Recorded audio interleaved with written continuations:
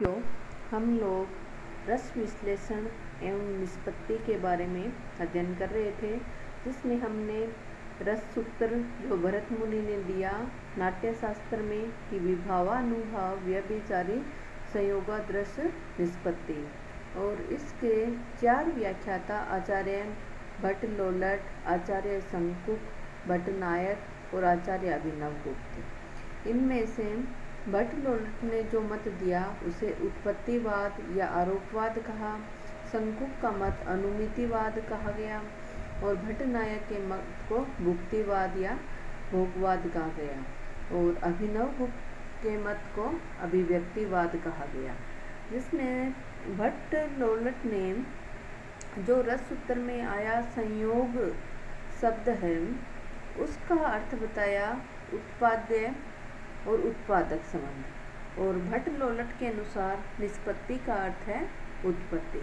इसी प्रकार आचार्य शंकुक के अनुसार जो संयोग शब्द है उसका अर्थ है अनुमान और निष्पत्ति का अर्थ है अनुमिति। तीसरे आचार्य हैं भट्ट नायक। भट्ट नायक के मत को भुक्तिवाद कहा गया, और इनका सबसे बड़ा योगदान है साधारणीकरण का सिद्धांत, जिसके बारे में आगे हम थोड़ा विस्तार से पढ़ेंगे। तो कल हम लोगों ने भट्ट नायक का मत पढ़ा था, जिसके अनुसार ये संयोग शब्द का अर्थ है भोज्य भोजक संबंध और रस निष्पत्ति का अर्थ है भुक्ति।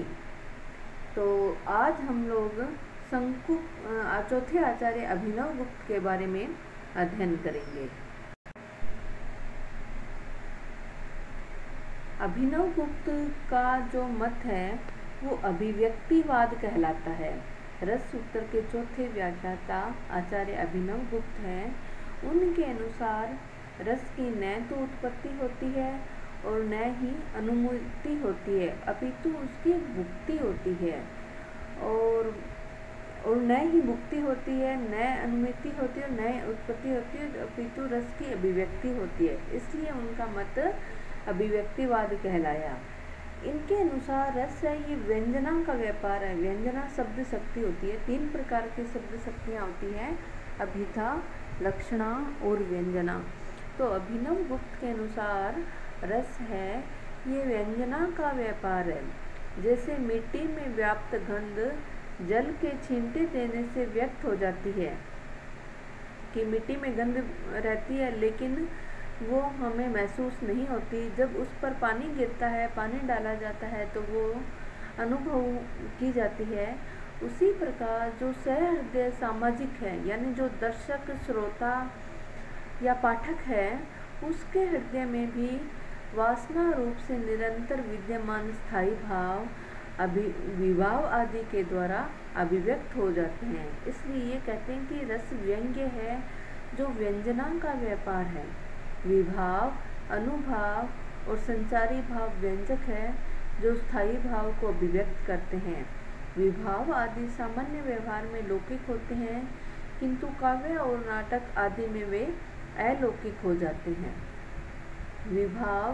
विभावन व्यापार से स्थायी भाव को अंकुरित करते हैं। अनुभाव इसे अनुभव योग्य बना देते हैं, और संचारी भाव अनुरंजन व्यापार से इस स्थायी भाव को पुष्ट कर देते हैं। कि विभाव हमने पहले पढ़ा था, विभाव का अर्थ होता है कारण।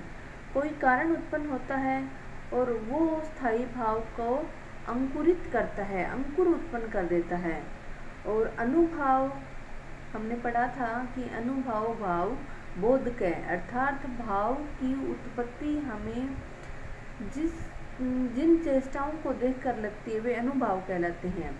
जैसे कृष्ण को देखकर, बाल जो श्री कृष्ण हैं उनको देखकर यशोदा के मन में वात्सल्य रस उत्पन्न हो रहा है, तो श्री कृष्ण की चेष्टाएं तो कहलाई जाएंगी विभाव, और यशोदा की जो चेष्टाएं होगी वो कहलाएगी अनुभाव। और संचारी भाव जैसे यशोदा का हंसना, श्री कृष्ण को जो प्यार करना, ये संचारी भाव। तो इनसे ये स्थायी भाव को पुष्ट कर देते हैं। विभाव आदि की विशिष्टता का लोप हो जाने से वे स्थायी भाव सर्वसाधारण के बन जाते हैं और ये साधारणीकृत रूप में उद्बुद्ध हुए स्थायी भाव ही रस रूप में परिणित हो जाते हैं।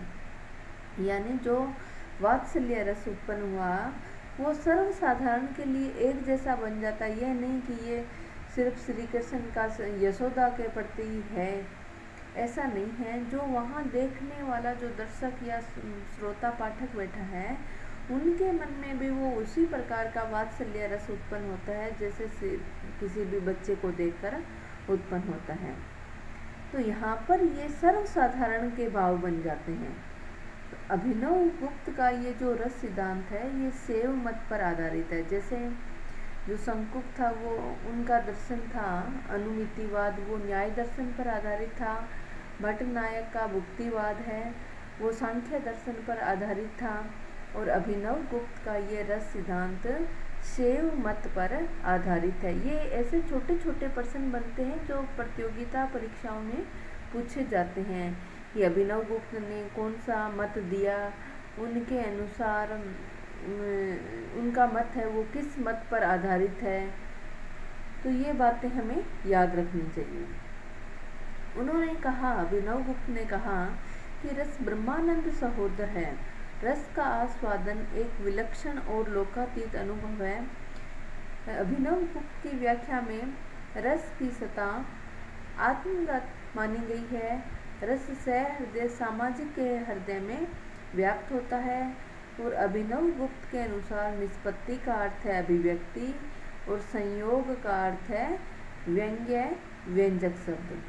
तो ये जो चार व्याख्याता आचार्य थे इन चारों के अनुसार संयोग और निष्पत्ति इन दो शब्दों का अर्थ क्या क्या है और ये किन मतों पर आधारित है, ये छोटे प्रश्न बनते हैं, आपको इनको याद रखना चाहिए। अब आगे आता है साधारणीकरण। ये इनसे जुड़ा हुआ बिंदु है, इनसे ही संबंधित है, लेकिन हम इसको एक अलग बिंदु के रूप में समझेंगे। प्रश्न बनता है कि साधारणीकरण किसे कहते हैं और इसके डॉक्टर नगेंद्र का क्या मत है, या आचार्य रामचंद्र शुक्ल का क्या मत है, या भट्टनायक का क्या मत है। तो सबसे पहले हमें पता होना चाहिए कि साधारणीकरण क्या है।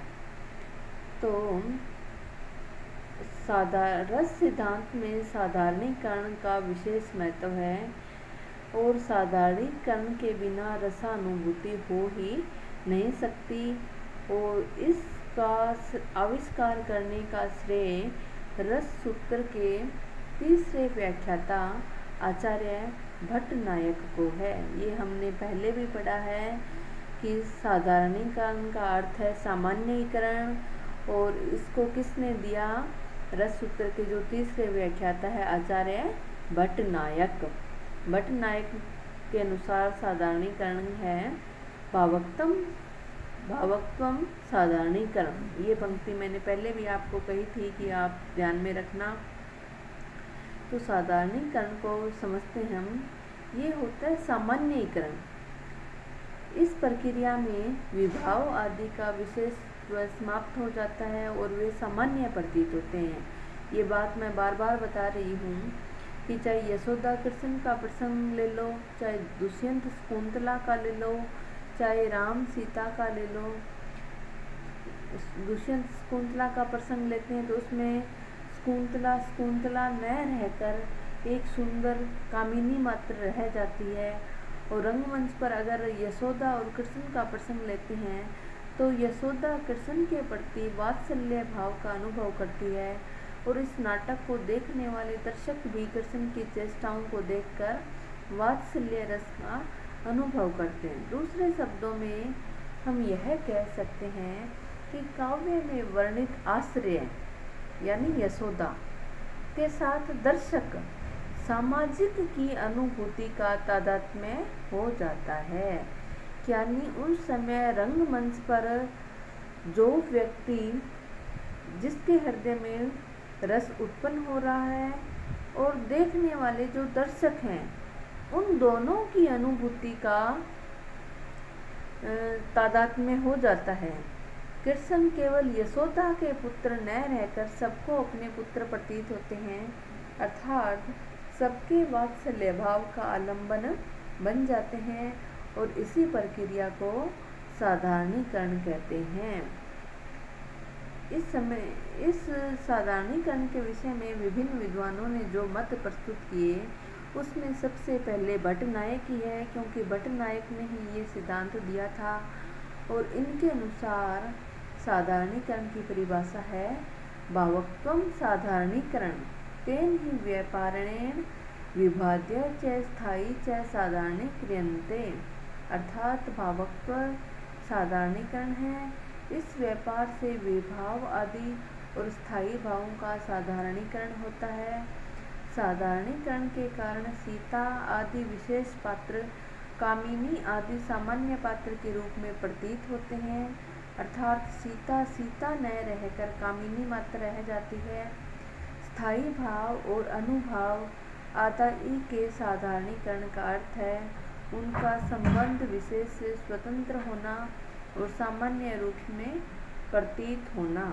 दूसरे शब्दों में विभाव आदि का अपने और पराये के बंधन से मुक्त होना ही साधारणीकरण है।